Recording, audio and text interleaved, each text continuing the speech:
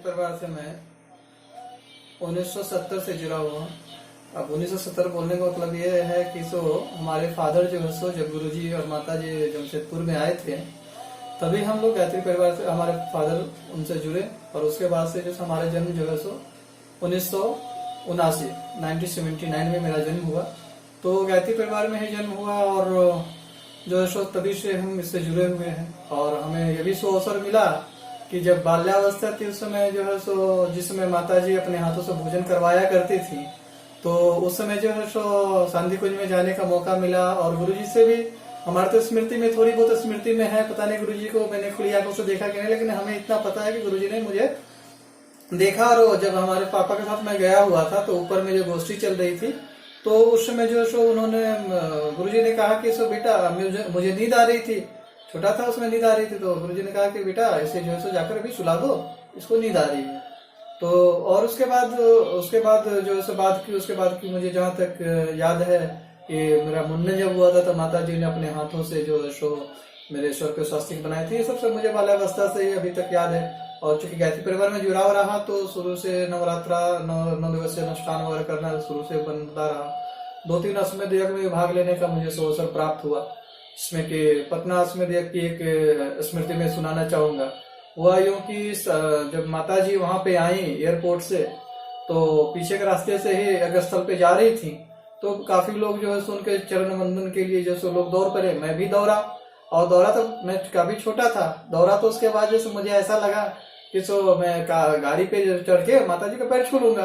तो जैसे कि उसमें ऐसा हुआ कि गाड़ी का चक्का बिल्कुल रुका हुआ, मैं उसके ऊपर चढ़ने के बाद जो है वो लगा कि चक्का जो मेरे पैर के नीचे आ रहा, फिर जो आराम से चक्का पैर के ऊपर से चला गया। कुछ मेरे को पता नहीं चला, माता जी खुद से बोलेगा अच्छा तुमको प्रणाम करना है, प्रणाम कर लो।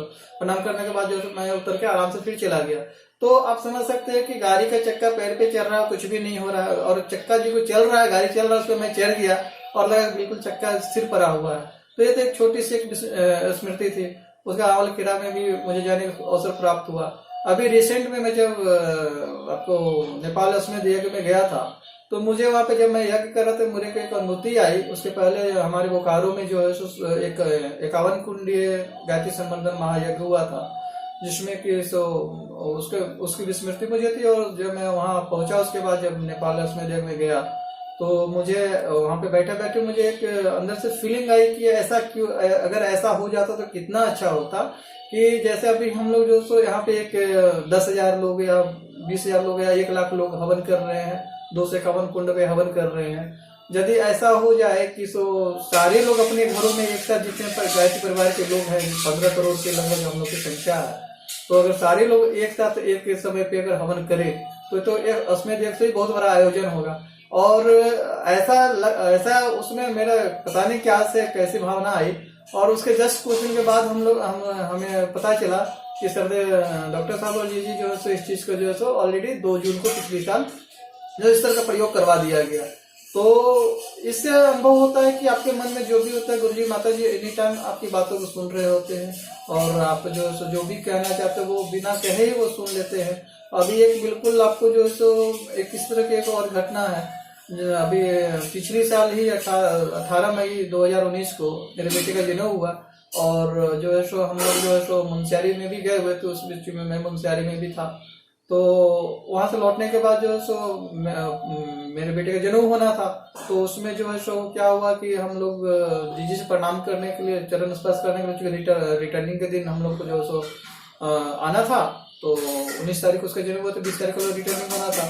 तो हम तो सोचे चलो एक बार जीजी से आशीर्वाद ले लिया जाए, उसके बाद चलेंगे। तो जैसे हम लोग प्रणाम करने के लिए पहुंचे तो पता चला कि नहीं आज जो है प्रणाम नहीं करना है, आज वीडियोग्राफी के होनी है वहां पे, तो किसी को प्रणाम करने का अनुमति नहीं दिया जाएगा। तो हम लोग मन में सोचा कि इतना दूर से आए, बेटे का जन्म भी हुआ है, आशीर्वाद नहीं मिलेगा, हम लोग ऐसे ही लौटना पड़ेगा क्या। तो मेरी पत्नी जो थी वो मिश्रा बाबूजी के पास गई बोलने के लिए कि बाबूजी अगर कोई उपाय हो पाता।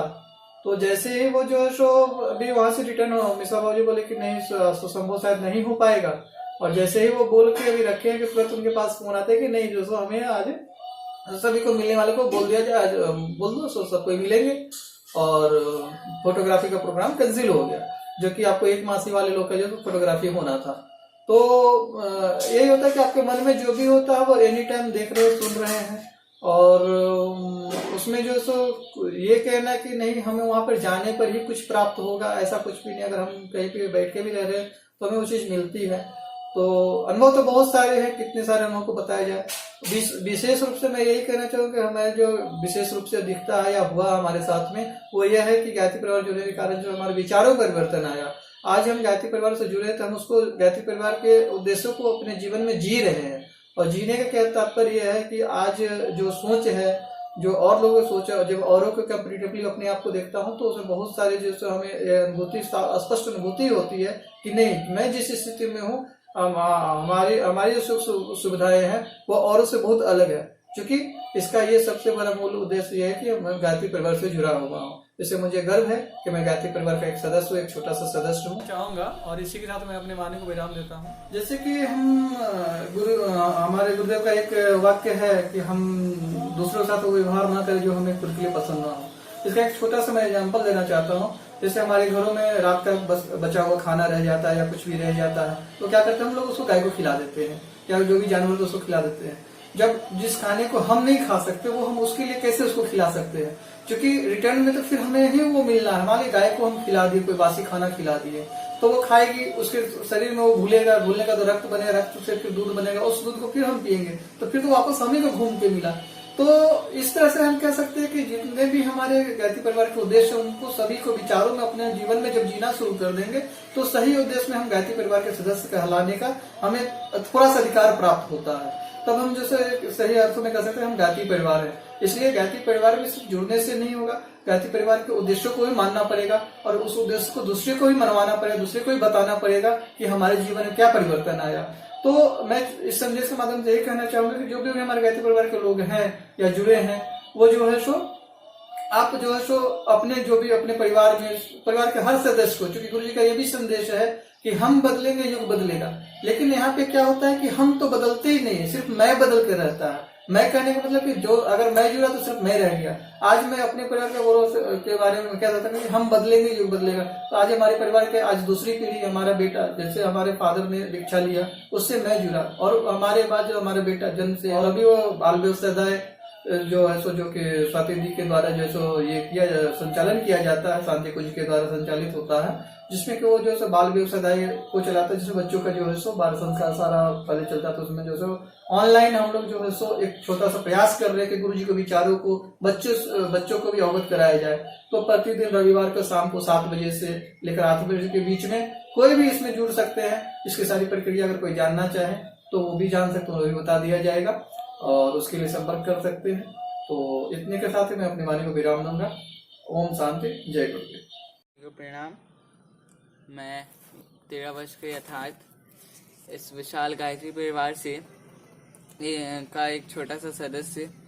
मैं अपने परिवार की तीसरी पीढ़ी हूँ जो गायत्री परिवार से जुड़ी है, और मेरे दादाजी, मेरे मम्मी पापा और अब मैं जो अपने इस गायत्री परिवार से जो पाया है वह इतना है कि अभिव्यक्ति करना असंभव है, पर फिर भी कुछ अभिव्यक्ति करना चाहता हूँ। जब मैं जन्म हुआ और करीब 2 वर्ष का था, तब से ही मेरा स्वास्थ्य अच्छा नहीं रहता था, पर गायत्री मंत्र की शक्ति है जो मेरे माता पिता द्वारा मेरे नियमित अनुष्ठान स्वरूप किया गया जप, और फिर थोड़ा बड़ा होने पर मैंने भी गायत्री मंत्र, नियमित हवन, वार्षिक अनुष्ठान आदि में पूरी तरह से रुचि ली, और फिर मैं स्वास्थ्य तथा मेरी पढ़ाई दोनों बहुत अच्छी हो गई। और फिर मेरे दोस्त भी मुझसे पूछने लगे कि तुम कैसे इतनी सारी लर्निंग तुरंत कर लेते हो। तो मैंने उन्हें भी बताया कि तुम लोग गायत्री मंत्र का जप करो तो तुम्हें अवश्य ही लाभ होगा, और फिर उन्हें लाभ हुआ भी। तो ये गायत्री मंत्र का ही प्रभाव है कि मैं अब यज्ञ भी करा पाता हूँ सारे विधि विधान के साथ, और रुद्राष्टकम का पाठ कर लेता हूँ। और ऐसा गायत्री परिवार के सभी मासी और मौसा जी मुझसे कहते हैं कि मैं बहुत संस्कारवान हूँ और मुझे बहुत प्यार करते हैं। और ये गुरुदेव एवं माता जी की असीम कृपा ही है कि मुझे वर्ल्ड वाइड वेब स्वाध्याय होस्ट करने का मौका इसी उम्र में मिल गया और मुझे काफ़ी तारीफ मिलती है बाल वेब स्वाध्याय में। और ये निश्चित ही गुरु कृपा है, जो हो जाए तो कुछ भी संभव हो सकता है। और एक और बात बताना चाहूँगा कि जब 2019 में मेरा उपनयन संस्कार हुआ, यज्ञोपवीत संस्कार, तब मैं अपने माता पिता के साथ श्रद्धेय द्वय के पास गया तो श्रद्धेया जी ने खूब सारा प्यार दिया, आशीर्वाद दिया और साथ ही कहा कि तुम पूरी मेहनत करके यूं ही पढ़ाई करो, आगे बढ़ो और आने वाले समय में तुम्हें गुरुदेव का खूब सारा काम करना है। और इसी प्रकार उनके आशीर्वाद से मेरे जीवन में सब कुछ अच्छा हो रहा है। तो ये सब गुरुदेव एवं माता जी की ही कृपा है। और इसी बात की भी कृपा है कि मैं गायत्री परिवार में मेरा जन्म भी हुआ। बस यही सब कहना चाहता था। जय गुरुदेव, प्रणाम।